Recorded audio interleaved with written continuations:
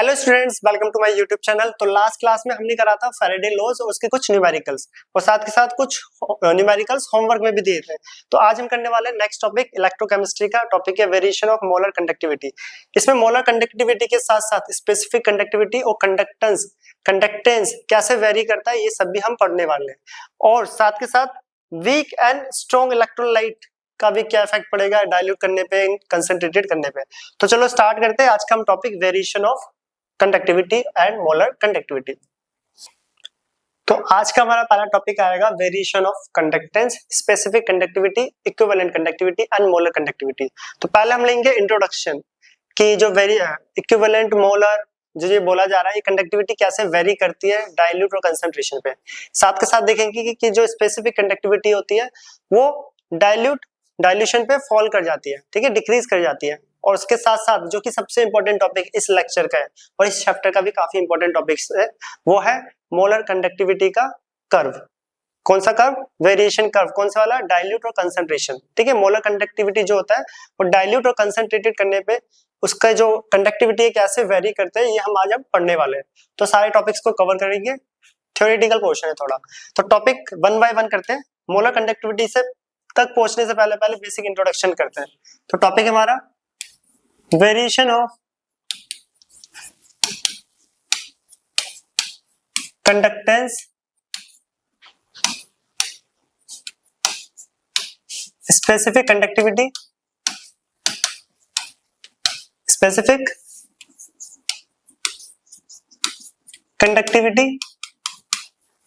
Comma molar conductivity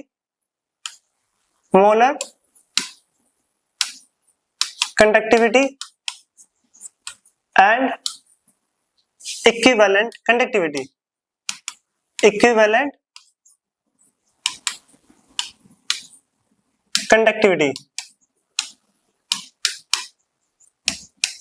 ठीक है। पहला टॉपिक हमारा ये टॉपिक है आज के इस लेक्चर में। हमें ये सारी टर्म्स को कवर करना है, जिसमें क्या क्या लिखा है देखते हैं। पहला variation of conductance, specific conductivity जिसे कप्पा बोलते हैं, कैसे रिप्रेजेंट करते हैं हम पढ़ के आ चुके हैं। वाली मोलर कंडक्टिविटी भी हम पढ़ के आ चुके हैं, ये भी कैसे वेरी करेगी डाइल्यूट और कंसंट्रेट करने पर, और साथ के साथ इक्विवेलेंट कंडक्टिविटी, ठीक है। तो ये सारे हमारे आज क्या होने वाले टॉपिक्स। तो पहले बेसिक इंट्रोडक्शन कि कंडक्टेंस किन चीजों पर डिपेंड करता है। तो देखो, for weak as well as strong electrolyte, for weak as well as strong electrolyte,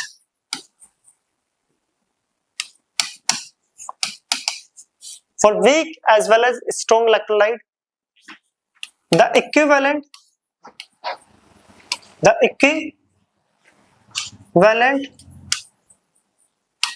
and molar conductivity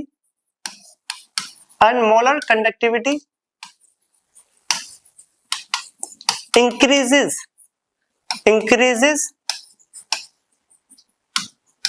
with dilution,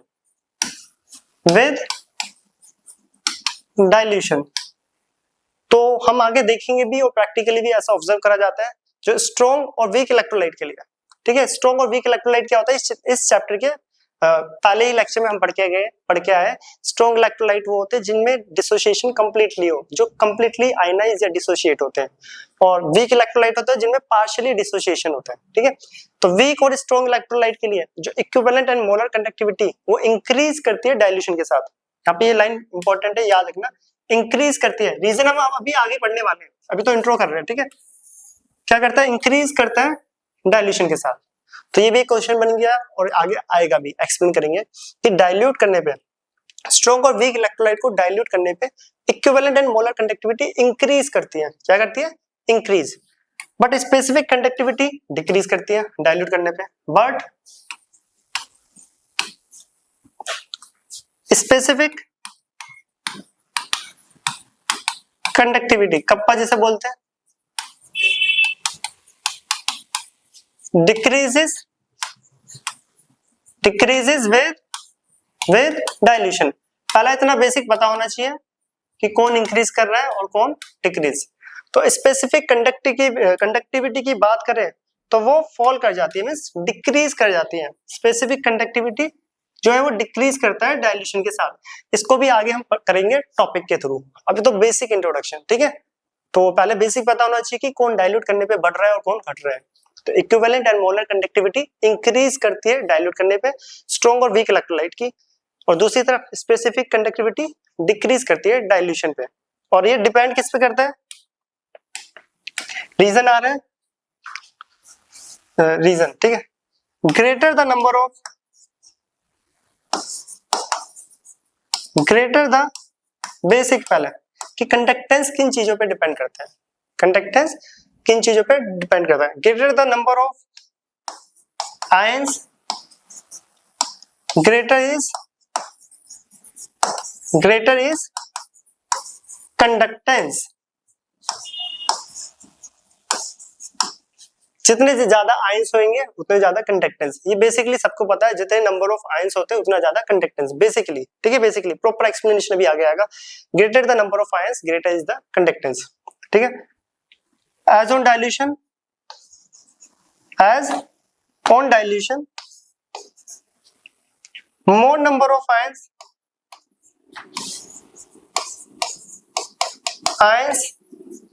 produced in solution,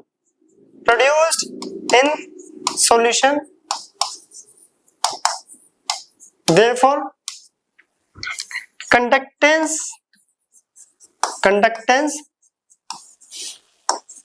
is increases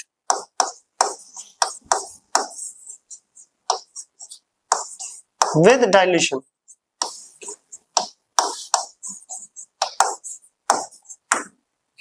तो बेसिकली कंडक्टेंस किन चीजों पे डिपेंड करता है, आयंस पे, ठीक है। वो लाइन भी लिख सकते हो, conductance of solution depends upon the number of ions in the solution, ठीक है। वो भी लिख सकते हो, मर्जी आपकी। तो चलो मैं ऊपर लिख भी देता हूँ यहाँ पे, उसको नीचे कर लेता है।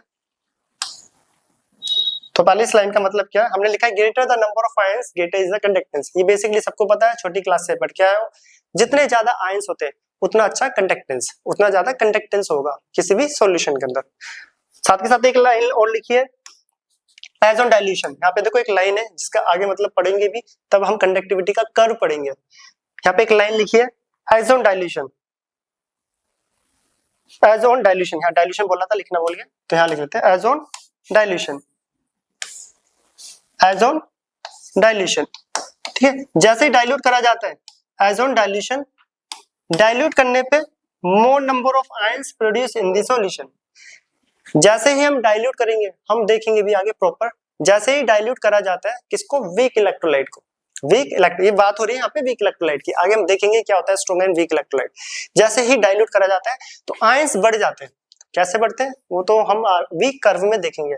याद रखना, डाइल्यूट करने पे आयंस बढ़ जाते हैं सॉल्यूशन के अंदर। अब आयंस बढ़ रहे तो कॉमन सी बात है, कंडक्टेंस बढ़ेगा। क्या होगा, कंडक्टेंस बढ़ जाता है। तो ये लाइन इंपॉर्टेंट है, greater the number of ions greater is the conductance, basically सबको पता है। उसके बाद लिखा है as on dilution more number of ions produce in the solution. Dilute करने पे आयंस बढ़ जाते हैं। कैसे बढ़ते हो तो देखेंगे, जैसे आयंस बढ़े तो कंडक्टेंस बढ़ जाएगा। क्या हो जाएगा, कंडक्टेंस इंक्रीज कर जाएगा, ठीक है। क्या कर जाएगा, कंडक्टेंस इंक्रीज। तो इससे पहले एक लाइन और लिख लेना यहां से, कंडक्टेंस ऑफ सॉल्यूशन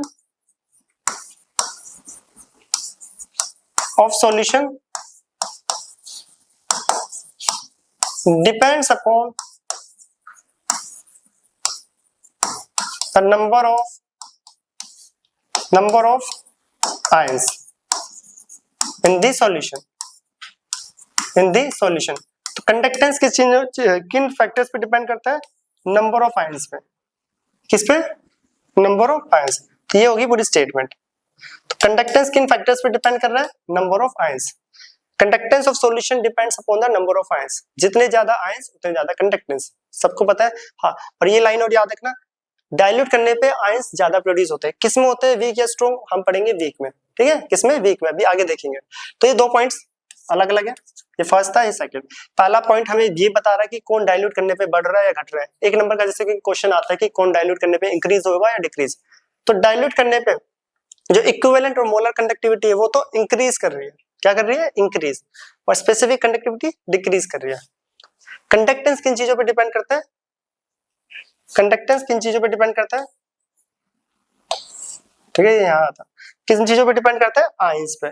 जितने ज्यादा आयंस उतने ज्यादा कंडक्टेंस। डाइल्यूट करने पे आयंस बढ़ जाते हैं, इसलिए कंडक्टेंस भी बढ़ जाएगा। ठीक है, इंक्रीजेस विद डाइल्यूशन लिखा हुआ है, इसको नोट करें। अब इन वन बाय वन देखते हैं। पहला स्पेसिफिक कंडक्टिविटी, यहाँ पे आ रहा था ना हाईरा। Specific conductivity decreases with dilution. अब पढ़ेंगे हम प्रॉपर वे में। ये तो था बेसिक। कोई पूछा कि कंडक्टेंस किन पे डिपेंड करता है, तो आप बताओगे नंबर ऑफ आयंस पे। जितने ज्यादा आयंस उतने ज्यादा कंडक्टेंस। डाइल्यूट करने पे आयंस बढ़ जाते हैं वीक इलेक्ट्रोलाइट में। ठीक है, कंपैरिजन देखेंगे वीक इलेक्ट्रोलाइट में, तो आयंस बढ़ जाते हैं डाइल्यूट करने पे, तो कंडक्टेंस भी इंक्रीज कर जाएगा। अब यहाँ पे पहला क्वेश्चन आ रहा है, ये जो अंडरलाइन करा गया है कि स्पेसिफिक कंडक्टिविटी डिक्रीज कर जाती है विद डाइल्यूशन से। इसको नोट करें। हम आते हैं नेक्स्ट क्वेश्चन करके करते हैं, क्वेश्चन करके ही आता है एग्जाम में, तो उसको नोट करना। हम आते हैं क्वेश्चन पे, तो क्वेश्चन करके लिख लेते हैं। स्पेसिफिक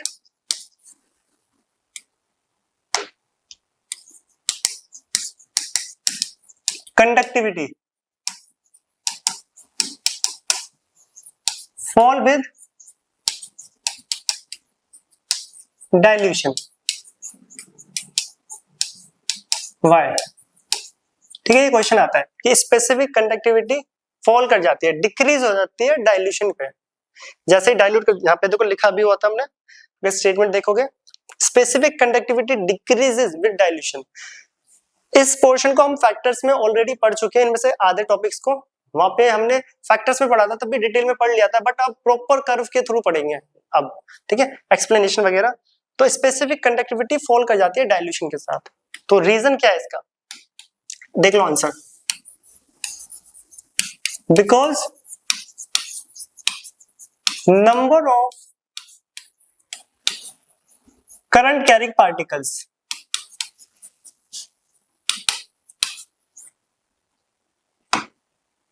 करंट कैरिंग, चलो लिखना particles, current carrying particles decreases with dilution. अब यहाँ पे एक लाइन लिखिए, number of current carrying particle decrease कर रहा है because number of current carrying particle decreases with dilution. Because number of current carrying particles decreases with dilution. और ये होते क्या है current carrying particle? That is ions produced पर centimetre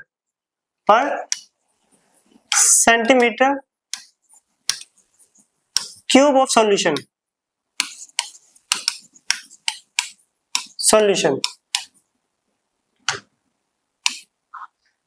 current carrying particle that is ions produced या ions present पर centimetre. ठीक है, प्रोड्यूस नहीं, प्रेजेंट ज्यादा सही रहेगा।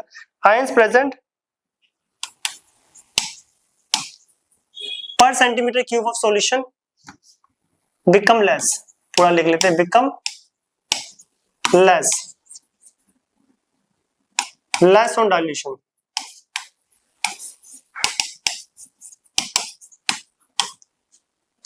ठीक है, यहाँ पे लिखा है because the number of current carrying particle decreases with dilution.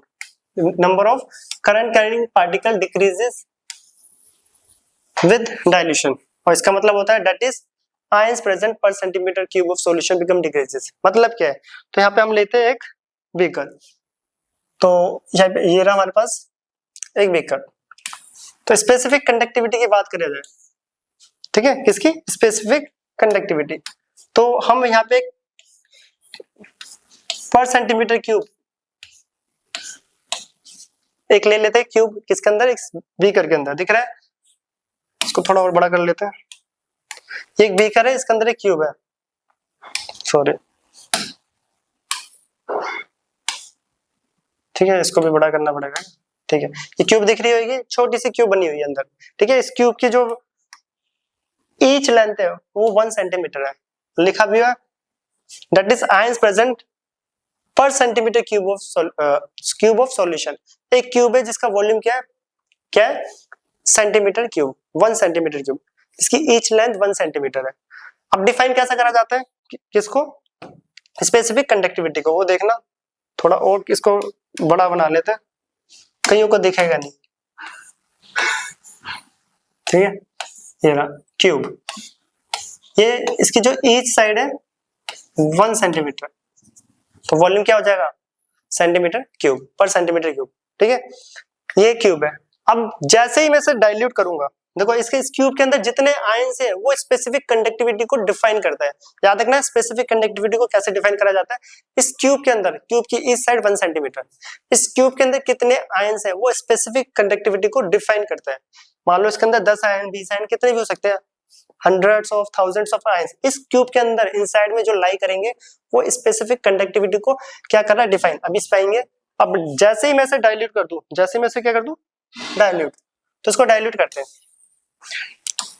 Dilute करते हैं उससे पहले देख लो, मान लेते हैं इसके अंदर ऐसे पॉजिटिव और नेगेटिव आयंस थे। ठीक है, 3 पॉजिटिव 3 नेगेटिव। अब जैसे मैं इसे डाइल्यूट कर रहा हूं, जैसे मैं इसे डाइल्यूट करेंगे हम, तो इसको डाइल्यूट कर लेते हैं। जैसे हमने इसको डाइल्यूट करा, ठीक है, इसके अंदर पानी भर दिया, जैसे इसे डाइल्यूट करते जाएंगे तो होगा क्या, अब डाइल्यूट करने पे आयंस दूर दूर हो जाएंगे, फार अपार्ट जिसे बोलते हैं दूर दूर होना। तो आयंस दूर दूर हो जाएंगे, कुछ आयंस इस सॉल्यूशन के अंदर से निकल जाएंगे। क्या हो जाएंगे, कुछ आयंस इसमें से बाहर निकल जाएंगे, जो कि मैं चलो रब करके बना देता हूं। कुछ आयंस क्या हो जाएंगे, बाहर आ जाएंगे। जैसे ही डाइल्यूट करोगे तो कॉमन सी बात है, लिक्विड बढ़ रहा है, मींस सॉल्वेंट बढ़ता जा रहा है। सॉल्वेंट कौन है, वाटर। आयंस क्या हो जाएंगे, दूर दूर हो जाएंगे, कुछ आयंस इससे बाहर आ जाएंगे। कहने का मतलब क्या है, पहले इसके अंदर मान लो 100 आयंस थे, जैसे आपने डाइल्यूट करा वो 70 आयंस बचे। तो ओवरऑल इस क्यूब के अंदर आयंस की वैल्यू बढ़ रही है घट रही है, डिक्रीज हो रही है। क्या हो रही है, डिक्रीज। और कंडक्टेंस आयंस पे डिपेंड करता है, अभी भी बढ़ा है, तो कंडक्टेंस किस पे करता है, आयंस पे डिपेंड। जैसे ही डाइल्यूट करा तो आयंस क्यूब से बाहर निकल गए, तो क्यूब के अंदर आयंस की वैल्यू डिक्रीज होगी। इसका मतलब इसकी जो कंडक्टेंस है वो डिक्रीज करेगी। और ये जो क्यूब है ये कौन सी कंडक्टिविटी को रिप्रेजेंट करता है, स्पेसिफिक। किसको रिप्रेजेंट करता है, स्पेसिफिक कंडक्टिविटी को। तो जैसे ही डाइल्यूट करा तो स्पेसिफिक कंडक्टिविटी फॉल कर गई, डिक्रीज कर दी। क्यों, क्योंकि करंट कैरिंग पार्टिकल जो कि आयंस होते हैं वो डिक्रीज हो चुके पर सेंटीमीटर क्यूब के अंदर। क्योंकि डेफिनेशन स्टेटमेंट में लिखा है, because the number of current carrying particles that is decreases with dilution, that is ions present per centimeter cube of solution become less on dilution। जो आयंस है प्रेजेंट पर centimetre cube में वो क्या हो जा रहे हैं, लेस हो जा रहे हैं डाइल्यूट करने पर, जो कि दिख भी रहा है प्रैक्टिकली भी। अगर आप ऑब्जर्व करो यहाँ पे, जैसे ही मैं इसमें वाटर ऐड करूंगा, अब ये आयंस दूर दूर हो जाएंगे, अब क्यूब से बाहर निकल जाएंगे। क्यूब तो 1 सेंटीमीटर की है, वो बड़ी नहीं हो रही, वो फिक्स है। इसकी ईच साइड 1 सेंटीमीटर है। जैसे ही आप उसमें क्या डालोगे, वाटर ऐड करोगे, तो आयंस दूर दूर हो जाएंगे क्यूब से बाहर। और वो क्यूब के अंदर कितने आयंस है वो स्पेसिफिक कंडक्टिविटी की को रिप्रेजेंट करता है, स्पेसिफिक कंडक्टिविटी के कंडक्टेंस को रिप्रेजेंट करता है। ठीक है, तो जैसे ही आपने इसके अंदर वाटर ऐड करा तो आयंस क्यूब से बाहर चले गए, जिसकी वजह से स्पेसिफिक कंडक्टिविटी फॉल होगी डाइल्यूट करने पे। तो ये आंसर है और ये उसका फिगर है। ठीक है, तो याद रखना, कभी पूछा जाए कि बताओ स्पेसिफिक कंडक्टिविटी डाइल्यूट करने पे कैसे डिक्रीज करती है, because number of current carrying particles decreases with dilution, decrease हो रहे हैं। जैसे ही डाइल्यूट करा तो कुछ पार्टिकल आयंस जो थे वो बाहर आ गए क्यूब से, इसकी वजह से स्पेसिफिक कंडक्टिविटी फॉल कर गई। दैट इज आयंस प्रेजेंट पर centimetre cube of solution become less on dilution. Clear. तो अब ये तो हो गया। अब साथ ही साथ लिखते हैं इक्विवेलेंट और मोलर कंडक्टिविटी का भी एक्सप्लेनेशन देते हैं, फिर उसका तो कर्व के थ्रू भी पढ़ेंगे। चलो पहले इसको नोट कर ले, नेक्स्ट स्लाइड पे आते हैं। तो अगला आ रहा है, इसके बाद देखना क्या था, स्पेसिफिक कंडक्टिविटी तो क्या कर रही थी, फॉल कर रही थी डाइल्यूशन के साथ। स्पेसिफिक कंडक्टिविटी क्या कर रही थी, फॉल कर रही थी डाइल्यूशन के साथ। तो क्वेश्चन ये सेम आता है, specific conductivity fall with dilution. ठीक है, fall with dilution because number of current carrying particles, number of current carrying particle decreases with dilution. अब देखते हैं अगला किसका, equivalent and molar conductivity. Theoretical देखेंगे पहले, फिर देखेंगे ग्राफिकली। जो ग्राफिकली पोर्शन है वो सबसे ज्यादा इंपॉर्टेंट है आज की क्लास के लिए। ठीक है, वही आता है एग्जाम में। तो यहाँ पे देख लो, हाउएवर इक्विवेलेंट, स्पेसिफिक तो देख लिया हमने, equivalent and molar conductivity, and molar conductivity is increases, ये इंक्रीज करते हैं डायल्यूशन के साथ, इंक्रीजेज विद डायल्यूशन। क्यों? बिकॉज देखो फिर समझते हैं, ये फॉर्मूले बेस पहले समझ रहे हैं, फॉर्मूले से कैसे समझेंगे और फिर आएगा graphically mean. Because these are the product of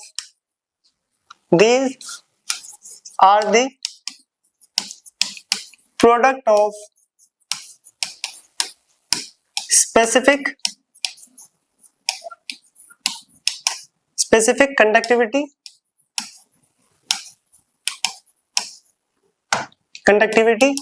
and volume of solution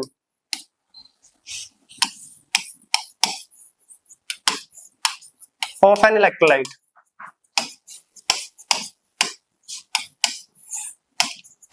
मतलब ये एक फॉर्मूला याद रखना, K इंटू वी लैम्डा, ठीक है, कैपिटल ये लैम्डा, आप चाहे स्पेसिफिक की बात करो या मोलर, ठीक है, ये इक्विवेलेंट हो सकता है, सॉरी आप इक्विवेलेंट की बात करो या मोलर, इक्विवेलेंट या फिर मोलर। इक्विवेलेंट होता है लैम्डा ई क्यूब, पढ़ के आ रखे हम पहले, और मोलर होता है लैम्डा एम। तो दोनों के लिए कर रहे हैं, इक्विवेलेंट की बात करें या फिर लैम्डा एम की, ठीक है। एक फॉर्मूला है, नहीं पता तो यहाँ पे देख लेना, के है कप्पा, स्पेसिफिक कंडक्टिविटी, के क्या है कप्पा, ठीक है, छोटा क्या है कप्पा है, स्पेसिफिक कंडक्टिविटी, स्पेसिफिक कंडक्टिविटी क्या है ये, स्पेसिफिक कंडक्टिविटी, वी वॉल्यूम है। तो ये फॉर्मूला है, होता है कि स्पेसिफिक कंडक्टिविटी एंड वॉल्यूम का जो प्रोडक्ट होता है वो लैम्डा एम या बोल सकते हो लैम्डा ई क्यू के इक्वल होता है, जो कि ऊपर लिखा है। However equivalent and molar conductivity is increases with dilution. Equivalent और मोलर कंडक्टिविटी इंक्रीज करता है डाइल्यूशन के साथ, कैसे अभी देखेंगे हम। Because these are the product of specific conductivity and volume of solution of an electrolyte. अब यहाँ पे क्या है, एज आगे continuous statement, as by formula as decreases the value of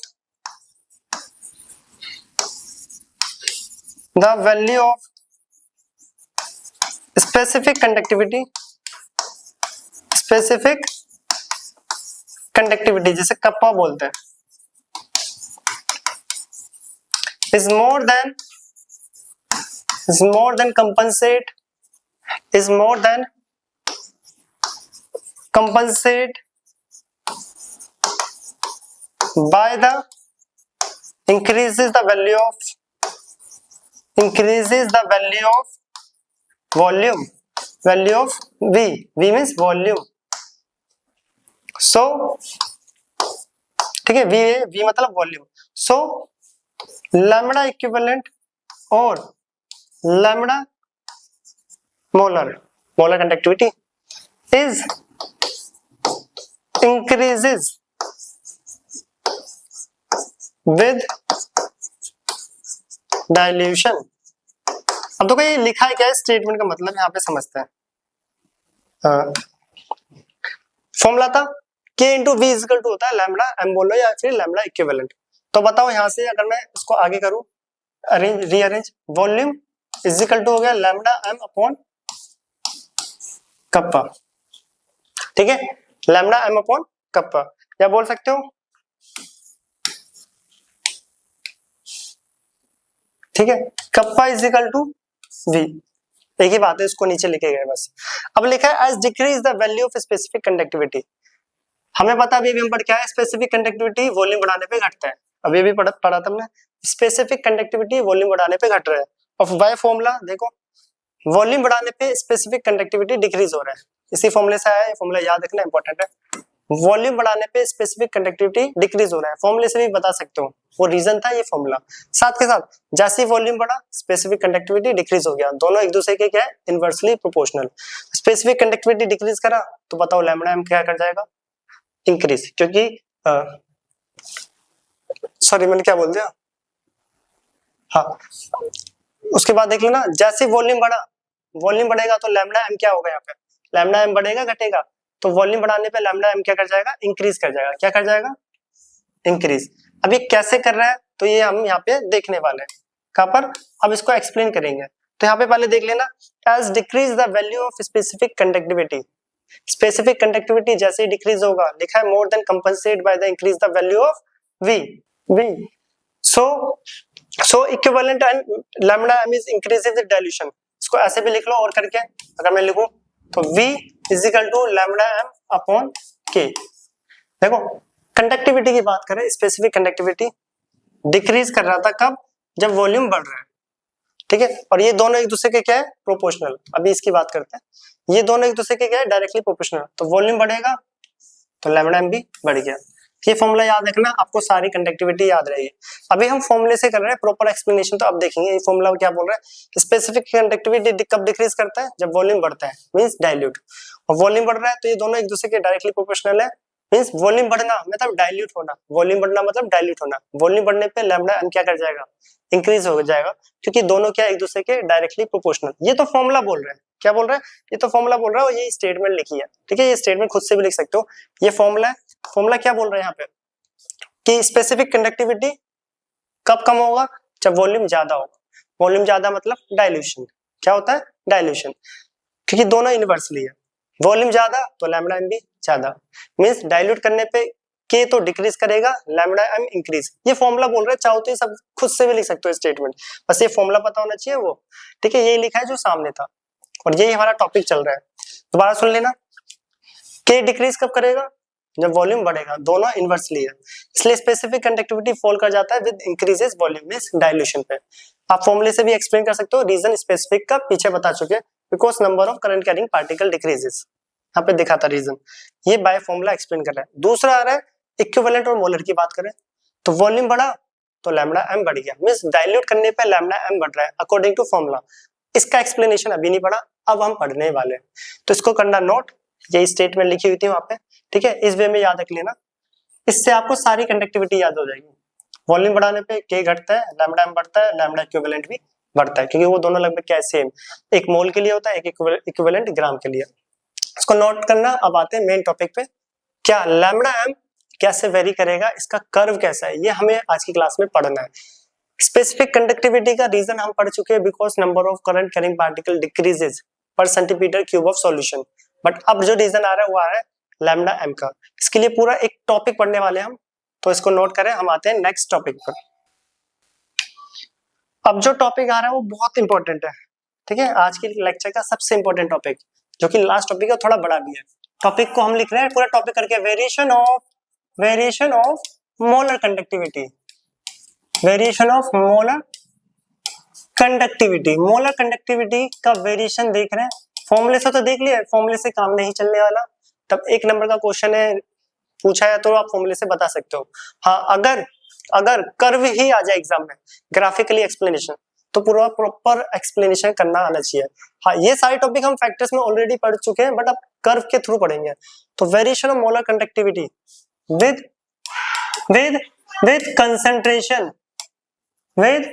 concentration, वो भी किसके लिए, दोनों के लिए। फॉर स्ट्रॉन्ग याद है ना, स्टार्टिंग में लिखा था for strong and weak electrolyte, strong and weak electrolyte.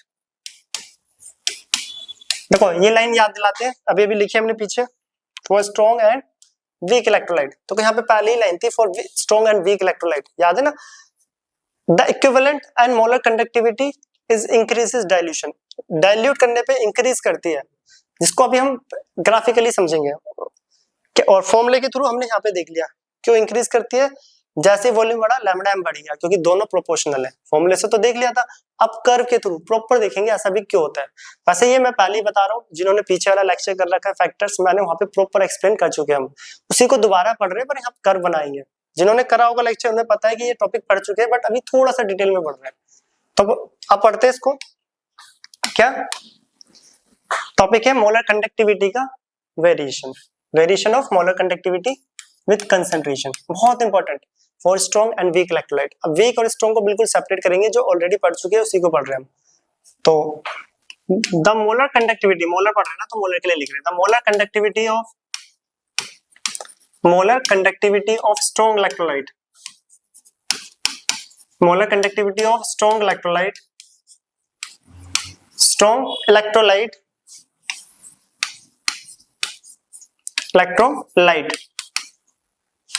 can be varies with concentration, ये स्टेटमेंट थोड़ा सही लगेगी, with concentration according to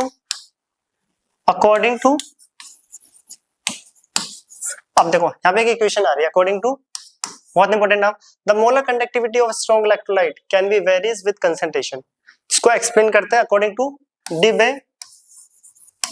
हक्कल Onsager equation.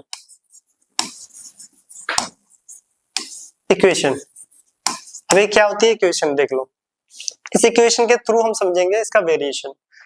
Lambda M is equal to होता है लैम्डा एम नॉट बोल लो या infinity A under root C, ये इक्वेशन है डीबे हक्कल ऑन-सैगर इक्वेशन। इस इक्वेशन के थ्रू हम समझेंगे स्ट्रॉन्ग इलेक्ट्रोलाइट का वेरिएशन। किसका? स्ट्रॉन्ग इलेक्ट्रोलाइट का वेरिएशन। तो पहले देखते हैं इस इक्वेशन में क्या क्या है, फिर हम कर्व ड्रॉ करते हैं और एक्सप्लेनेशन देखते हैं। लैम्डा एम हमें पता है क्या होता है, ये क्या होता है? मोलर कंडक्टिविटी, सबको पता है? यस और नो? जो लास्ट 2 लेक्चर पहले पढ़ के आ चुके हम। लैम्डा नॉट एम, जिसको कई बार ऐसे भी लिखते हैं लैम्डा इंफिनिटी एम। इसका मतलब देख लो, जो कि हम कर्व में देखेंगे भी। When concentration approaches to zero, when concentration approaches to zero, the molar conductivity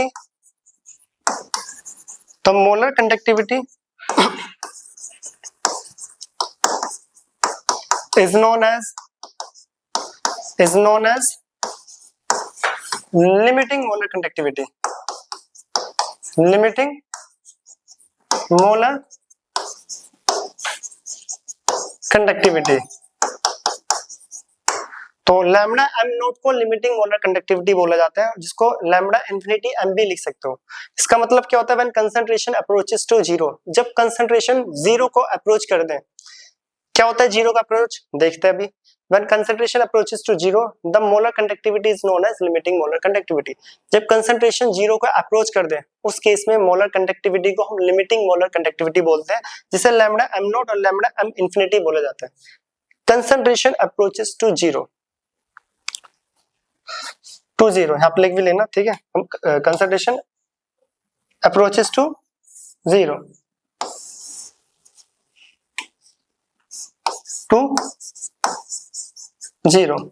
the molar conductivity, ठीक है? कंसंट्रेशन अप्रोचेस टू जीरो, जब कंसंट्रेशन जीरो को अप्रोच कर जाए, उस केस में मोलर कंडक्टिविटी को हम लिमिटिंग मोलर कंडक्टिविटी बोलते हैं। अभी तो देखेंगे, ये तो सिर्फ इक्वेशन में किसका क्या नाम है ये देख रहे हैं। अभी एक्सप्लेनेशन में देखेंगे कि कैसे जीरो को ये अप्रोच करेगी। यहाँ पे सी कंसंट्रेशन है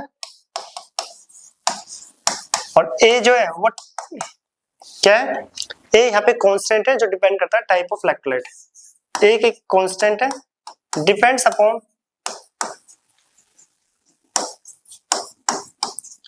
टाइप्स ऑफ इलेक्ट्रोलाइट।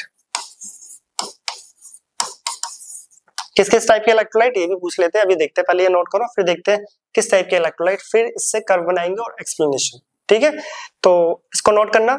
आप देखते हैं किस टाइप के electrolyte.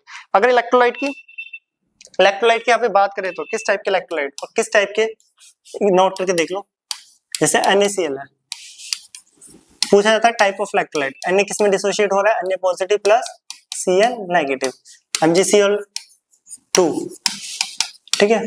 2 Mg2 positive plus 2Cl negative, AlCl3, Al3 positive plus 3Cl negative. किस किस टाइप के इलेक्ट्रोलाइट है वो देखो। तो इसको बोलते हैं 1-1 टाइप, जितना चार्ज उसके अकॉर्डिंग। इस पे 2-1 है तो 2-1 टाइप, ठीक है? Type of electrolyte 2-1। ये 3-1 टाइप, 3-1 टाइप। ये जो कांस्टेंट है वो टाइप्स ऑफ इलेक्ट्रोलाइट्स पे डिपेंड करता है। तो ये होता है टाइप्स ऑफ इलेक्ट्रोलाइट, इनको बोलते हैं 3-1 टाइप इलेक्ट्रोलाइट, 2-1 टाइप इलेक्ट्रोलाइट, 1-1, ठीक है? याद रखना इंपॉर्टेंट है। ये भी पूछ सकते हैं कि ऑप्शन देखे कि 3-1 टाइप का इलेक्ट्रोलाइट कौन सा है। तो ये थी डीबे हक्कल ऑन-सैगर इक्वेशन, जो हमें कंडक्टिविटी को एक्सप्लेन करेगा। ग्राफिकली। कैसे? अब ड्रॉ करते हैं ग्राफ। अब आते हैं ग्राफ पे और एक्सप्लेनेशन। जो हम पहले फैक्टर्स में पढ़ चुके हैं उसी को दोबारा पढ़ रहे हैं, बट अब प्रॉपर इक्वेशन है, इसको नोट कर लेना अच्छे से। Molar conductivity, limiting molar conductivity, constant concentration. Limiting molar conductivity क्या होती है? जब कंसंट्रेशन जीरो को अप्रोच करे। कैसे करेगी अब देखते हैं, तो नोट करना है। और ये होते हैं वो टाइप ऑफ इलेक्ट्रोलाइट्स। क्या होता है? Type of electrolytes. तो देख लो कर्व, अब आ रहा है कर्व। तो यहाँ पे हम कर्व ड्रॉ कर रहे हैं।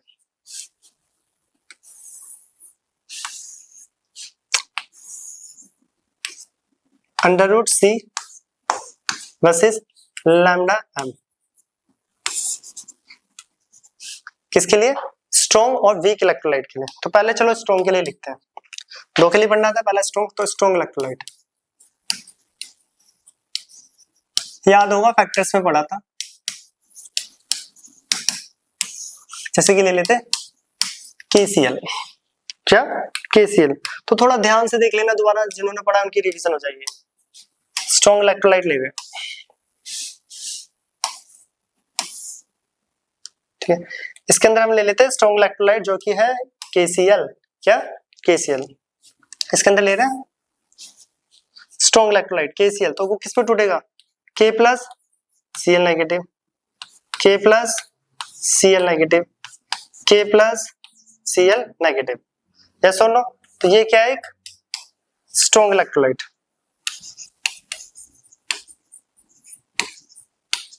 इलेक्ट्रोलाइट जो कि लिया हमने KCl। सही से देखना। अब इसको हम कर रहे हैं डाइल्यूट, वाटर डाल रहे हैं। तो वाटर थोड़ा ज्यादा कर लेते हैं इसमें, ठीक है। इसमें पानी थोड़ा ज्यादा डाल लेते हैं। ये था पहले स्ट्रॉन्ग इलेक्ट्रोलाइट। अब यहाँ पे देखना, जैसे ही हमने इसे डाइल्यूट करा, ध्यान से देखना, बहुत इंपॉर्टेंट है। जैसे ही हमने इसे डाइल्यूट करा, जो पहले भी पढ़ चुके हैं, जैसे ही हमने इसको डाइल्यूट करा तो बताओ कंडक्टेंस बढ़ेगा या घटेगा? स्ट्रॉन्ग इलेक्ट्रोलाइट कौन होता है? पहले ये समझ लेना, जो कंप्लीटली डिसोशिएट हो, जिसके आयंस ऑलरेडी डिसोशिएट हो चुके कंप्लीटली, वही स्ट्रॉन्ग इलेक्ट्रोलाइट कहलाता है। स्ट्रॉन्ग इलेक्ट्रोलाइट की डेफिनेशन भी यही थी जो फर्स्ट लेक्चर में हम पढ़ के भी आ चुके हैं और छोटी क्लासेस में आप पढ़ते भी हो। स्ट्रॉन्ग इलेक्ट्रोलाइट कौन होता है? जो कंप्लीटली डिसोशिएट हो, जो आयंस में पूरा टूट जाए, ठीक है, कंप्लीटली। मान लो कंप्लीटली ब्रेक होके ये आयंस मिले, 3 के मतलब मैंने 3 लिखे तो 3 पोटेशियम और 3 क्लोरीन, कंप्लीटली डिसोशिएट हो गया है। जैसे ही मैंने इसमें वाटर ऐड करा, ध्यान से देखना, जैसे ही मैंने इसमें वाटर ऐड करा, आयंस तो कंप्लीटली डिसोशिएट हो चुके हैं और तो आयंस आएंगे नहीं, तो होगा क्या? जो K positive Cl negative, K positive Cl negative, K positive Cl negative. हुआ क्या यहाँ पे? जैसे ही हमने वाटर को ऐड करा तो आयंस फार अपार्ट हो गए, मींस दूर दूर हो गए। आयंस दूर दूर हो गए तो बताओ कंडक्टेंस बढ़ा या घटा? यहाँ पे आयंस पास पास थे, ठीक है, यहाँ पे आयंस क्या थे? पास पास। अब सोचोगे यहाँ पे पास पास है, वहां पे दूर दूर है, फर्क क्या होगा? यहाँ पे आयंस इतने ज्यादा पास है, इतने ज्यादा कि नेगेटिव और पॉजिटिव एक दूसरे को इंटरेक्ट करने लग गए और आयंस का मूवमेंट स्लो हो जाता है। ज्यादा भी ज्यादा पास देखो, ज्यादा पास आयंस होने से क्या होता है कि इंटर आयन की इंटरेक्शन, जैसे बोल सकते हो कि इलेक्ट्रोस्टैटिक फोर्स ऑफ अट्रैक्शन, एक आयन दूसरे को अट्रैक्ट कर रहे हैं, एक आयन दूसरे को अट्रैक्ट कर रहे हैं, तो मूवमेंट स्लो हो जाएगी ड्यू टू, देखना, due to high interionic interaction.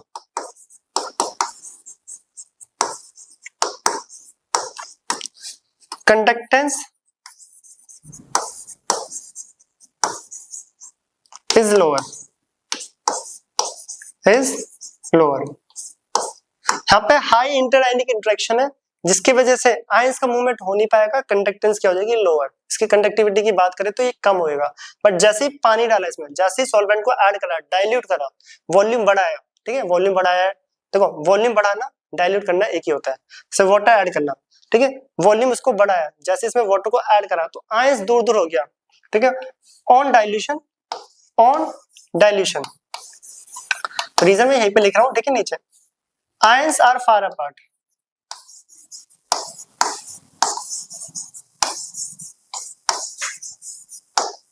Dilute करने पे आयंस दूर दूर हो गया। एंड इंटर आयनिक इंटरेक्शन बताओ बढ़ी घटी? इंटर आयनिक इंटरेक्शन कम हो गई, आयनिक इंटरेक्शन, इंटरेक्शन, ठीक है, interaction is decreases,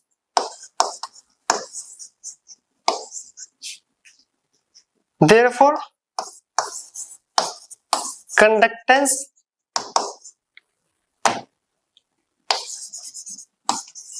is increases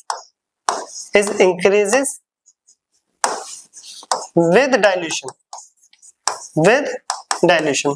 तो दोबारा देखना यहाँ पर रीजन लिख रहे हैं साथ के साथ, जैसे ही वाटर को ऐड करा तो आयंस दूर दूर हो गए, आयंस दूर हो गए तो इंटर आयनिक इंटरेक्शन वीक हो गया, तो आयंस का मूवमेंट फास्ट हो जाएगा, आयंस का मूवमेंट फास्ट हो जाएगा, तो कंडक्टेंस इसका बढ़ गया।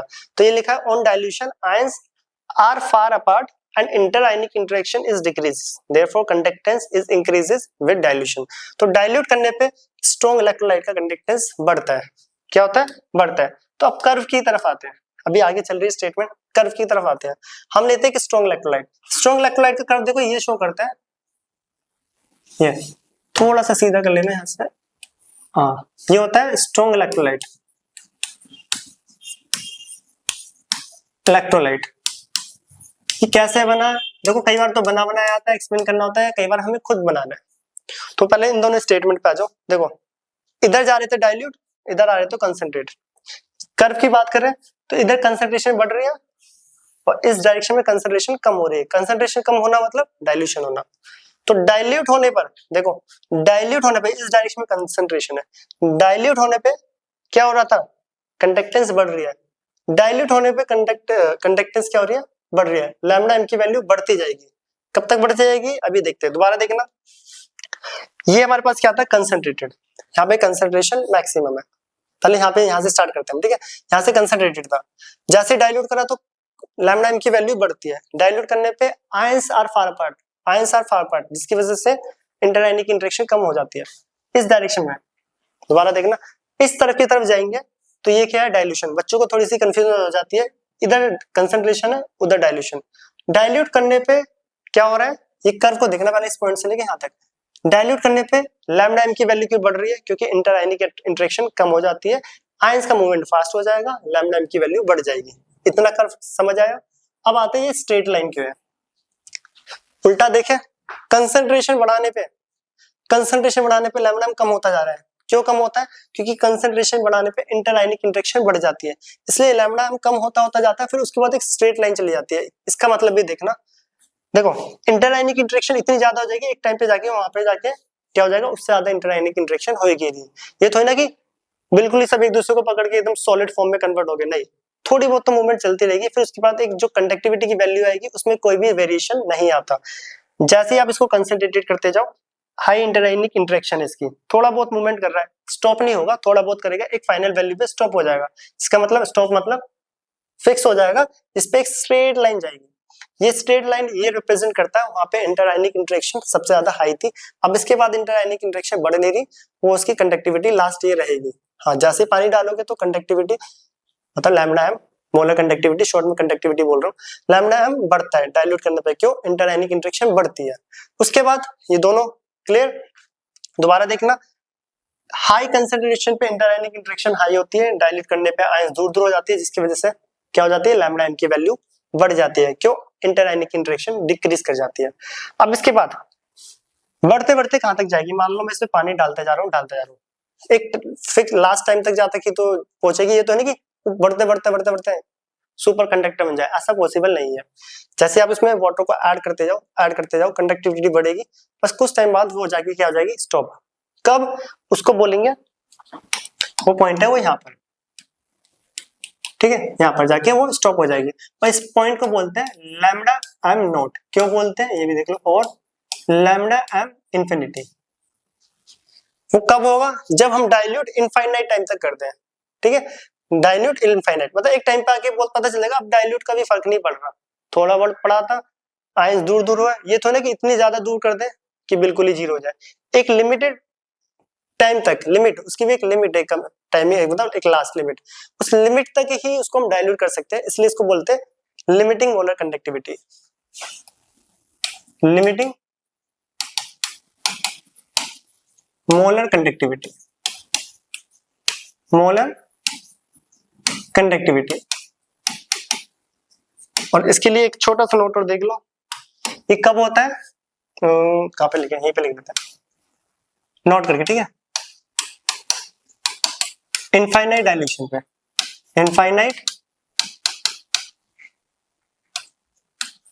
डायल्यूशन या बोल सकते हो जीरो कंसंट्रेशन, ये दोनों वर्ड मिलेंगे आपको। इनफाइनाइट डायल्यूशन का मतलब क्या, आप वाटर डालते जा रहे हो, एक टाइम पे जाके उसके बाद डाइल्यूट करो या मत करो कोई फर्क नहीं पड़ रहा, उसे बोलते हैं इनफाइनाइट डायल्यूशन। और इस ग्राफ के अकॉर्डिंग देखा जाता है तो वहां कंसंट्रेशन मैक्सिमम था, यहाँ पे आते आते कंसंट्रेशन क्या है, जीरो। तब कंसंट्रेशन कहाँ हो जाए, जीरो को अप्रोच कर जाए। तो दोनों का मतलब सेम है, infinite dilution and zero concentration both means same. कुछ बुकों में स्टेटमेंट इनफाइनाइट डायल्यूशन होगा, कुछ में zero concentration, both means same. इसको हमने देखो पीछे भी लिखा है, देखते हैं।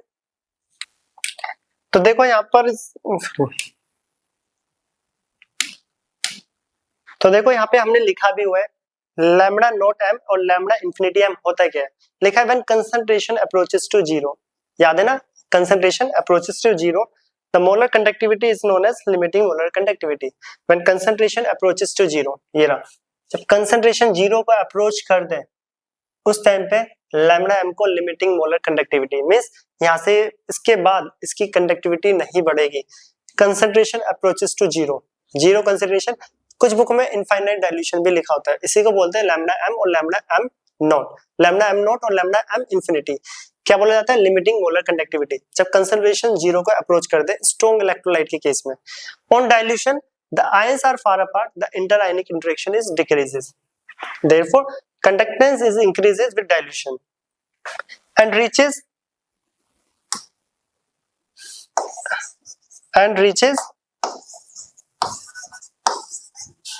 at infinite dilution, at infinite continue चल रहा है, ठीक है।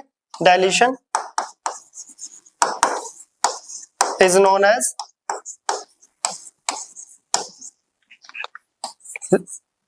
as limiting molar conductivity, तो इसी को बोलते हैं लिमिटिंग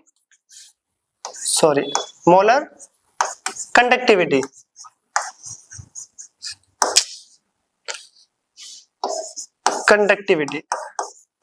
तो ये होता है लिमिटिंग मोलर कंडक्टिविटी, यहां से फुल स्टॉप को हटा लो, क्लियर। तो यहाँ पे याद रखना, ऑन डाइल्यूशन, डाइल्यूट जैसे ही करा आयंस फार अपार्ट, दूर दूर हो गए, मूवमेंट फास्ट हो गया, कंडक्टिविटी बढ़ गई, कब तक बढ़ेगी, तब इसकी कंसंट्रेशन जीरो का अप्रोच कर जाए सिर्फ वहीं तक, उसी टाइम पे उसको बोला जाता है लिमिटिंग मोलर कंडक्टिविटी। ये लिमिट है, इसके बाद नहीं बढ़ेगी। जीरो कंसंट्रेशन को इनफाइनाइट डाइल्यूशन करके भी लिखा होता है, मैं बार बार बोल रहा हूँ, याद रखना स्टेटमेंटों में, सारे स्टेटमेंट सारा रीजन प्रॉपर लिखा हुआ है। तो एग्जाम में अगर क्वेश्चन आता है बिना कर्व के आता है तो ये आता है कि स्ट्रॉन्ग इलेक्ट्रोलाइट की बताओ कंडक्टेंस बढ़ेगी या घटेगी डाइल्यूट करने पे, रीजन दो। तो डाइल्यूट करने पे बढ़ रहा है, रीजन बिकॉज इंटरआयनिक इंटरेक्शन डिक्रीज कर रहा है क्योंकि आयंस दूर दूर हो गए। कंसंट्रेशन करने पे कम हो जाएगी क्योंकि इंटरआयनिक इंटरेक्शन बढ़ रहा है, तो आयंस का मूवमेंट स्लो हो जाएगा। कर्व में बताओ तो बता दिया, पूछा जाएगा ये किसको रिप्रेजेंट कर रहा है, इनफाइनाइट डाइल्यूशन पे या जीरो कंसंट्रेशन पे, वो लिमिटिंग मोलर कंडक्टिविटी कहलाता है, इसके बाद नहीं बढ़ती। वहां पे एक स्ट्रेट लाइन क्यों है, क्योंकि इंटरआयनिक इंटरेक्शन इतनी ज्यादा हाई होगी, अब इससे ज्यादा हाई नहीं हो पाएगी, स्टॉप तो होगी नहीं, उसके बाद एक कांस्टेंट वैल्यू चलेगी, स्ट्रेट लाइन। ये था स्ट्रॉन्ग इलेक्ट्रोलाइट जो कि हमने रीजन लिख लिया। अब इसी में कर्व में हम बना रहे हैं वीक इलेक्ट्रोलाइट का। वीक इलेक्ट्रोलाइट का बिहेवियर थोड़ा सा अलग होता है, थोड़ा सा, ठीक है, लगभग सेम सेम से। बट दूसरा क्वेश्चन ये आता है कि क्या वीक इलेक्ट्रोलाइट का कर्व कहां से स्टार्ट होगा, ऊपर से या नीचे से। मैं पहले बता दूं, वीक का मतलब यही क्या होता है, जो देखो स्ट्रॉन्ग इलेक्ट्रोलाइट वो होते थे जो कंप्लीटली डिसोशिएट हुए, जो कंप्लीटली डिसोशिएट होता है आयंस में, उन्हें स्ट्रॉन्ग इलेक्ट्रोलाइट बोलते हैं। बेसिकली सबने पढ़ा है। और वीक इलेक्ट्रोलाइट कौन होते हैं, जो पार्शियली डिसोशिएट हो। देखो वीक में नाम ही आ रहा है पार्शियली डिसोशिएट, अब पार्शियली डिसोशिएट है तो वीक के आयंस स्ट्रॉन्ग से तो कम ही होंगे। पार्शियली डिसोशिएट का मतलब है वीक इलेक्ट्रोलाइट के आयंस स्ट्रॉन्ग से तो कम ही होंगे। अगर स्ट्रॉन्ग कंप्लीटली डिसोशिएट हो रहा है 99% लगभग, तो वीक कितना हो रहा है, मान लो 60%, उसके आयंस तो पहले से ही ऑलरेडी कम है, तो उसकी जो कंडक्टिविटी का कर्व वैसे ही नीचे से स्टार्ट होगा। हाँ, नीचे से स्टार्ट होता है, ठीक है, तो उसका कंडक्टिविटी का कर्व नीचे से स्टार्ट होगा, जो कि चलो पहले बना ही देता हूँ कर्व। वो ऐसा कर्व शो करता है, अभी आगे का ड्रॉ कर रहे हैं। ये वीक इलेक्ट्रोलाइट का कैसे बिहेव कर रहा है अभी देखते हैं। वीक इलेक्ट्रोलाइट, इस बार चलो पहले हमने कर्व बना दिया, जैसे कि ले लेते हैं एसिटिक एसिड CH3COO H। ये कर्व पहला देखो, पहला क्वेश्चन ये आता है कि जो वीक इलेक्ट्रोलाइट का कर्व नीचे की होता है, क्योंकि वीक इलेक्ट्रोलाइट पार्शियली डिसोशिएट होता है। जो आयंस होते हैं वीक इलेक्ट्रोलाइट के, उस स्ट्रॉन्ग के कंपेयर में पहले से ही कम होते हैं, ठीक है, इसलिए उसका कर्व नीचे से शो होता है। तो पहले चलो वीक इलेक्ट्रोलाइट के लिए, स्ट्रॉन्ग के लिए नोट कर लेना, मोस्ट इंपोर्टेंट इस चैप्टर का बहुत इंपॉर्टेंट टॉपिक है, सभी एग्जाम्स में आता है, नोट कर लेना। अब आते हैं वीक के लिए, फिर दोनों को कंपेयर भी देखेंगे। तो वीक के लिए कर रहे हैं हम यहाँ पे, पहले 2 वीक कर ले लेते हैं भाई, सेम उसी टाइप से 2 वीक कर, ठीक है।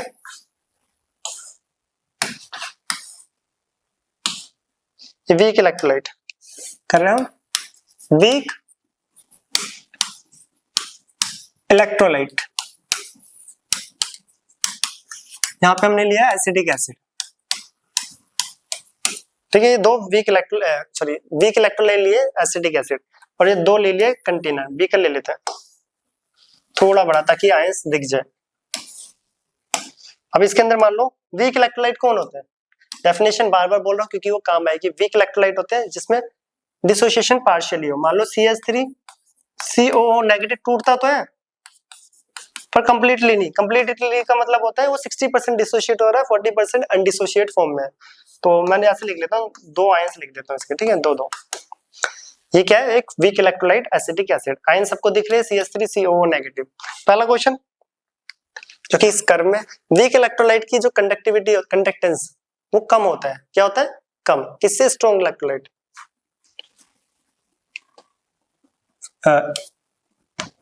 कंडक्टेंस अलग कलर से लिख देता हूं,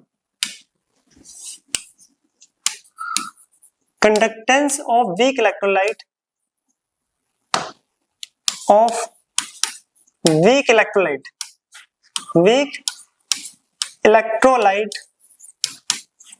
is much lower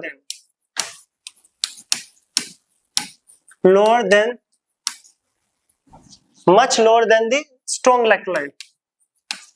Strong electrolyte at same concentration. तो इस लाइन का भी अपना एक मतलब है, at same concentration। जो कंडक्टेंस होता है वीक इलेक्ट्रोलाइट का कम होता है किससे, स्ट्रॉन्ग इलेक्ट्रोलाइट से, सेम कंसंट्रेशन पे, ठीक है। कंसंट्रेशन की वैल्यू अगर सेम हो, मान लो इस पॉइंट पे देखें, किसी भी पॉइंट पे देख लो, इस पॉइंट पे देखिए कंसंट्रेशन की वैल्यू सेम हो, तो वीक इलेक्ट्रोलाइट का जो कंडक्टेंस हो लोअर है। देखो लैम्डा की वैल्यू क्या आ रही है, वो यहाँ पे आ रही है इसका, यहाँ पर, और उसी पॉइंट पर लैम्डा की वैल्यू देखो कितनी हाई है। तो ये तो पहले बेसिकली पता होना चाहिए। कुछ बुकों में ये कर्व अगर ऊपर से बना है तो वो गलत है, ठीक है, याद रखना। तो हम इसको हटा देते हैं। तो वीक इलेक्ट्रोलाइट का जो कंडक्टेंस है वो लोअर होता है ऑलवेज सेम कंसंट्रेशन पे as compare to strong electrolyte. Clear. अब आते हैं टॉपिक पे। ये वीक इलेक्ट्रोलाइट का दोबारा डेफिनेशन बोल रहा हूँ, वीक इलेक्ट्रोलाइट होता है जो पार्शियली डिसोशिएट हो। याद रखना, पार्शियल का मतलब होता है वो 60 से 70% डिसोशिएट हुआ है। क्यों हुआ है, क्या पता उसे उतना सॉल्वेंट प्रोवाइड ना हुआ हो, ना उसे सॉल्वेंट ना मिला हो, जिसकी वजह से वो पार्शियली डिसोशिएट हुआ है। हाँ, अगर मैं उसे सॉल्वेंट दे दूं, मैं उसे सॉल्वेंट दे दूं और एक्स्ट्रा, क्या वो डिसोशिएट हो पाएगा? जैसे इसमें वाटर ऐड करा, क्या करा हमने, वाटर को ऐड, तो हम यहाँ पे वाटर को ऐड कर रहे हैं, ठीक है, वाटर को ऐड कर रहे हैं। जैसे इसमें वाटर ऐड करा, ताली भर देते, ठीक है, पानी। इसमें मैं जैसे ही वाटर को ऐड करूंगा, जैसे इसमें वाटर को ऐड करेगा तो मोर नंबर ऑफ आयंस डिसोशिएट हो जाएंगे। कहने का मतलब क्या है, मान लो अभी जैसे 2 आयंस थे, अब क्या हो जाएंगे, 4 आयंस आ चुके हैं इसके अंदर, CH3 COO नेगेटिव। ऐसा प्रैक्टिकली पॉसिबल है और प्रैक्टिकली ऐसा ही होता है,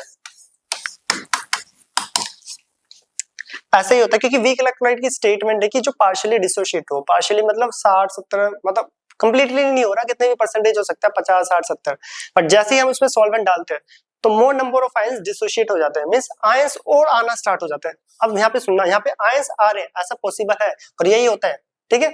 तो याद रखना, अगर आयंस एक्स्ट्रा आ गए तो बताओ इसका कंडक्टेंस बढ़ेगा, हाँ, एकदम से शार्प इंक्रीज कर जाएगा। इसीलिए अगर आप कर्व की बात देखो तो इसका एकदम से शार्प इंक्रीज कर जाता है, इसका कर्व, इसका वीक इलेक्ट्रोलाइट का, ठीक है, एकदम से शार्प इंक्रीज कर जाता है। तो पहले इसको समझते हैं, फिर आएंगे वापस कर्व से। तो यहाँ पे ऑन डाइल्यूशन डाइल्यूट करने पे क्या हो रहा है, more number of ions are dissociates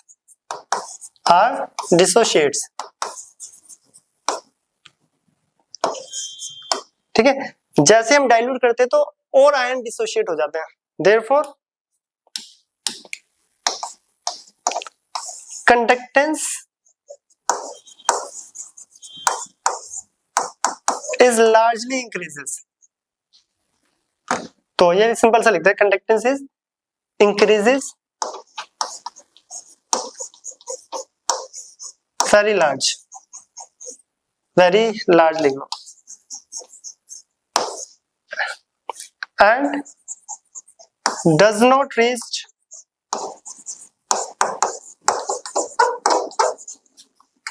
at limiting value। तो ये लिमिटिंग वैल्यू तक नहीं पहुंचता। जैसे स्ट्रॉन्ग में था ना limiting molar conductivity lambda M not तक, वहां तक ये नहीं पहुंचेगा। तो कहने की बात क्या है, जैसे ही मैंने इसमें वाटर को ऐड करा मोर नंबर ऑफ आयन डिसोशिएट हो गए। पहले मान लो चार आयन से 2 आयन्स एक्स्ट्रा गए, जिसकी वजह से एकदम से कंडक्टिविटी, इसकी मोलर कंडक्टिविटी और इक्विवेलेंट कंडक्टिविटी दोनों की बात करते हैं, ठीक है। तो एकदम से लैम्डा एम की वैल्यू इंक्रीज कर जाती है, एकदम से इसकी लैम्डा एम की वैल्यू इंक्रीज कर जाती है। देखा, जैसे ही हमने डाइल्यूट करा उस डायरेक्शन में क्या है, डाइल्यूशन। जैसे हमने डाइल्यूट करा तो वीक इलेक्ट्रोलाइट एकदम से हाई इंक्रीज क्यों कर गया, ये एग्जांपल क्वेश्चन आता है एग्जाम में। जैसे ही डाइल्यूट करा लैम्डा एम की वैल्यू वीक इलेक्ट्रोलाइट के लिए लार्ज इंक्रीज क्यों कर जाती है, क्योंकि मोर नंबर ऑफ आयन डिसोशिएट होके सॉल्यूशन में आ चुके हैं।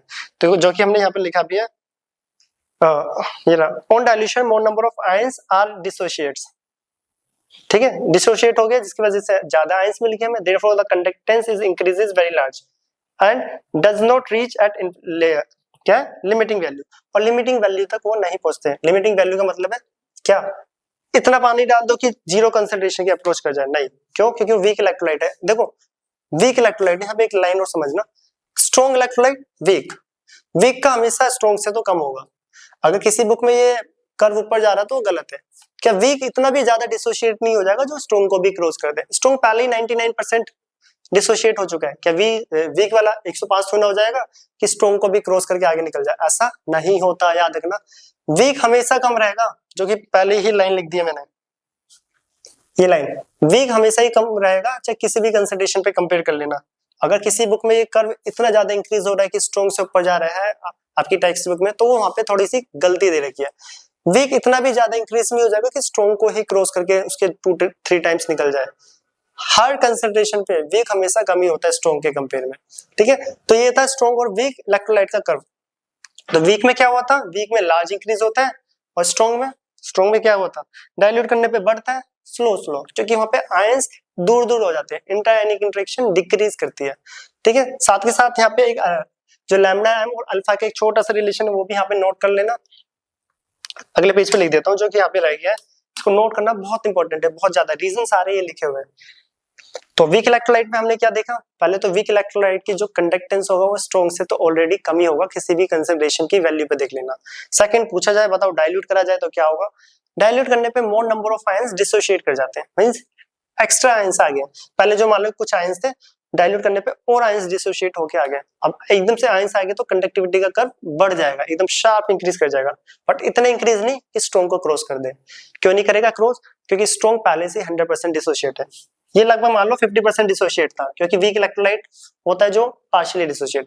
मैंने वाटर ऐड करा, 50 से मान लो 75 पहुंच गया, 80-90 पहुंच गया, पर इतना नहीं 99 को भी क्रॉस कर दे, स्ट्रॉन्ग को भी क्रॉस कर दे, ऐसा पॉसिबल नहीं होता।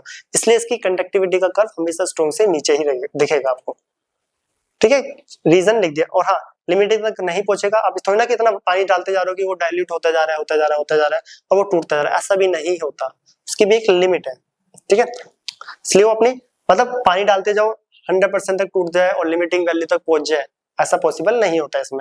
साथ ही साथ यहाँ पे अल्फा का निकाल लेना, पीछे जगह है, तो स्ट्रॉन्ग इलेक्ट्रोलाइट का जो हम पढ़ाते हैं यहाँ पे अल्फा का एक फॉर्मूला भी लिख लेना, यहाँ पे नोट करके लिख देते हैं। अल्फा इज इक्वल टू होता है lambda M upon lambda M naught, कितना dissociate degree of dissociation alpha निकालने का एक और फॉर्मूला आ गया। इसी अल्फा से आगे हम कि डिसोसिएशन ऑफ वीक एसिड, और इन दोनों का रिलेशन निकालेंगे और वहाँ पे क्वेश्चन सॉल्व करेंगे, जो कि कोलाज लॉ अगला टॉपिक है, लास्ट लेक्चर है आई थिंक इस चैप्टर का। तो ये था हमारा कंडक्टिविटी कर्व।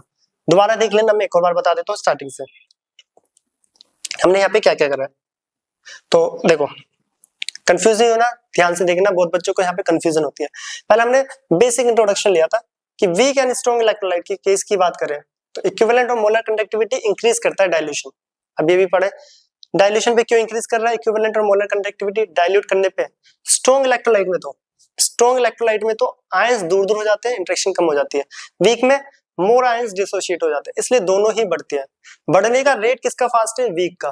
किसका स्लो है, स्ट्रॉन्ग। वीक का फास्ट है पर इतना नहीं कि वो स्ट्रॉन्ग को भी क्रॉस कर दे, ठीक है, याद रखना। उसके बाद पढ़ा था स्पेसिफिक कंडक्टिविटी फॉल कर जाता है डाइल्यूशन के साथ, because number of current carrying particle decrease करता है डाइल्यूट। जैसे ही पानी डाला तो इस 1 सेंटीमीटर क्यूब के लिए स्पेसिफिक कंडक्टिविटी की कंडक्टेंस को डिफाइन करा जाता है। जैसे इसमें वाटर डाला तो आयंस कुछ बाहर निकल गया तो इसकी कंडक्टेंस कम होगी, मींस स्पेसिफिक कंडक्टिविटी की वैल्यू कम हो गई है।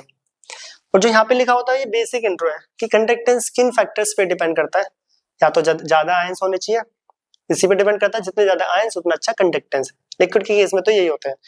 और यहाँ पे एक लाइन लिखी थी, देखो अब इस लाइन का मतलब ग्रेटर द कंडक्टेंस, ठीक है। इसके बाद एक लाइन लिखा था जो मैंने बोला था हम वीक के लिए पढ़ेंगे। As on dilution more number of ions produce in solution. Dilute करने पे more number of ions produce होते हैं सॉल्यूशन के अंदर। किस केस का, वीक। अब ये भी पढ़ा था जैसे ही डाइल्यूट करा तो मोर आयंस आ गए, जिसकी वजह से कंडक्टेंस बढ़ गई। तो सारी स्टेटमेंट्स लिखी हुई है ऑलरेडी। उसके बाद हमने देख लिया स्पेसिफिक, फिर बाय फॉर्मूले पे भी देखा। कोई पूछे फॉर्मूले से एक्सप्लेन करो, एग्जाम में रिलेशन आ जाए, तो ये फॉर्मूला आता है kappa into V volume, lambda M बोल लो या फिर लैम्डा ई क्यू इक्विवेलेंट। इस रिलेशन को रीअरेंज करा, मान लो वी एरा के नीचे चला गया तो के की वैल्यू डिक्रीज करेगी कब, जब वॉल्यूम बढ़ता है, क्योंकि दोनों क्या है इनवर्सली। तो स्पेसिफिक कंडक्टिविटी डिक्रीज करता है जब वॉल्यूम बढ़ रहा है। वॉल्यूम बढ़ना मींस डाइल्यूशन, और जैसे ही डाइल्यूट हुआ तो लैम्डा एम भी बढ़ गया। तो वो फॉर्मूला यही बोल रहा है। और हाँ, डाइल्यूट करने पे लैम्डा एम बढ़ता है चाहे वीक हो या स्ट्रॉन्ग, मतलब ये अकेला सबको एक्सप्लेन कर दे रहा है ये फॉर्मूला, ठीक है। इस फॉर्मूले को याद रखना, ये अकेला फॉर्मूला तीनों को एक्सप्लेन कर रहा है, स्पेसिफिक, मोलर, इक्विवेलेंट। फिर हमने लैम्डा एम को 1 बाय 1 पढ़ा, किससे, स्ट्रॉन्ग और वीक इलेक्ट्रोलाइट दोनों के लिए सेपरेशन। उसको एक एक्सप्लेन करने के लिए एक इक्वेशन उन्होंने कंडक्टिविटी कर्व बताया, डी-वे हक्कल ऑन-सैगर इक्वेशन, ठीक है। डी-वे हक्कल ऑन-सैगर इक्वेशन। यहाँ पे लैम्डा एम मोलर कंडक्टिविटी, ये लिमिटिंग मोलर कंडक्टिविटी जब कंसंट्रेशन 0 को अप्रोच कर जाए। A constant depends upon type of electrolyte, जो कि हमने पढ़े थे। सी कंसंट्रेशन, टाइप ऑफ इलेक्ट्रोलाइट कैसे चेक करना है, कितने आयंस है, 1 1 तो 1 type, 2 1 type, 3 1 type, clear.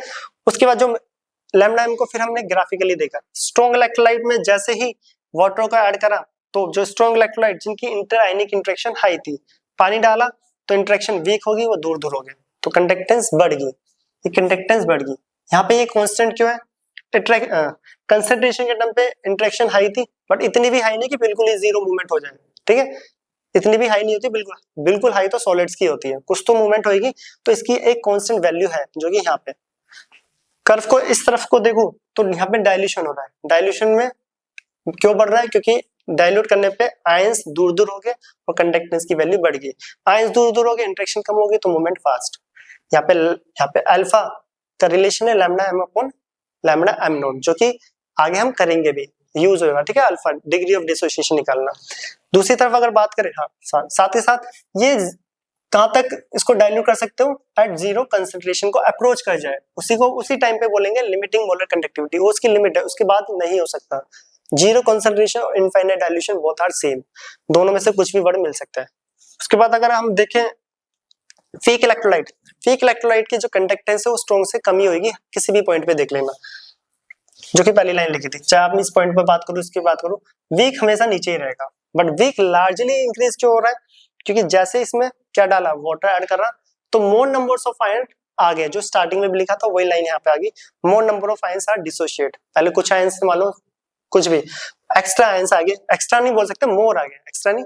Week का मतलब होता है जो पार्शियली डिसोशिएट हो, 40 50 60%। आपने सॉल्वेंट डाल दिया तो थोड़ा सा और डिसोशिएट हो गया और आयंस आ गए, जैसे आयंस आ गए तो शार्प इंक्रीज, बट इतना भी इंक्रीज नहीं कि स्ट्रॉन्ग को क्रॉस कर दे। तो ये था हमारा कंडक्टिविटी कर्व, ठीक है। तो इसको नोट कर लेना, इसको नोट करना है, स्क्रीनशॉट लेना है, ये बहुत इंपॉर्टेंट एग्जाम में आता है। इंडिविजुअल एक एक का एक्सप्लेनेशन भी लिखा है, कर्व बताना है, कर्व बता दो, और ये स्टेटमेंट वगैरह क्या है इसको आप नोट कर लेना, स्क्रीनशॉट ले लेना। तो ये था हमारा मोलर स्पेसिफिक कंडक्टिविटी वगैरह, ये सारे टॉपिक यहाँ पे कवर हो गए। इसके बाद हम कोलाज लॉ जो है उसकी एप्लीकेशंस और जो अगर न्यूमेरिकल होंगे तो उसको कवर करेंगे। ठीक है, इसको नोट करना। मिलते हैं नेक्स्ट लेक्चर में नेक्स्ट वीडियो के साथ। वीडियो अच्छी लगी हो तो लाइक एंड सब्सक्राइब कर देना। तो इसको नोट कर लेना ये, और ये कर्व मोस्ट इंपोर्टेंट। ठीक है, मिलते हैं नेक्स्ट वीडियो में नेक्स्ट लेक्चर के साथ।